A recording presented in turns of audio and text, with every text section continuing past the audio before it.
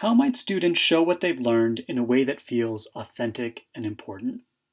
In this video, we'll review the strategy card Summative Assessment, make some key points about designing summative assessments for blended learning, and review an example from Global Online Academy's Genocide and Human Rights course.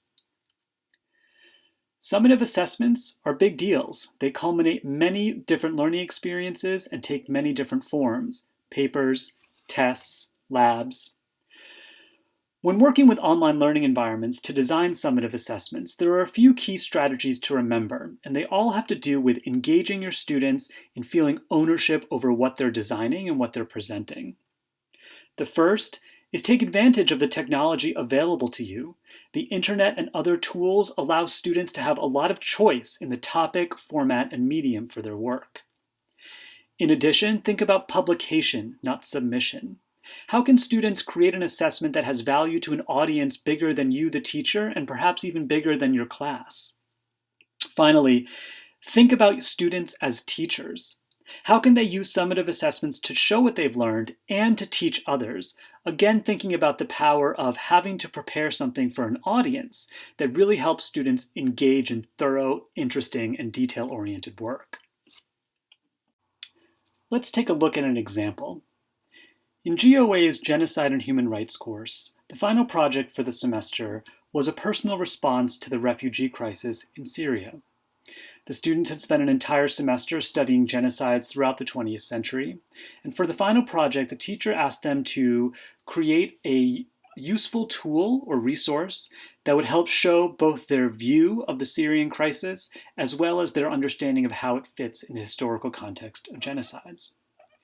Importantly, the teacher gave them a choice. The students could write a letter to their congressman, they could write an op-ed for their school newspaper, they could create a video, they could do graphic arts or artwork, or they could stage an event at their school. In other words, the students had many different choices, both technological and not, to find a way to express themselves. The results were really impressive.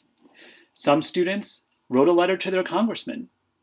Other students chose to make videos that presented information about the crisis that would be used as a resource for other students in other places.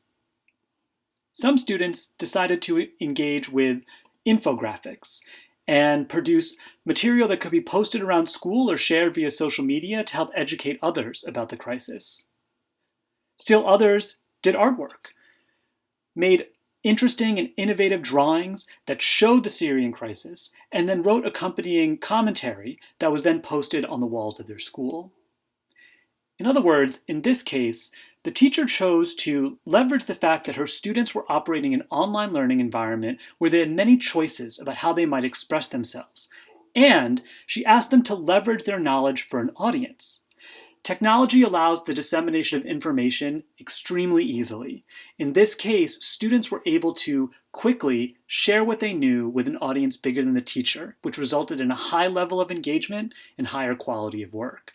When you think about your own summative assessments, think about opportunities to use technology to connect your students beyond the four walls of a classroom. Thanks.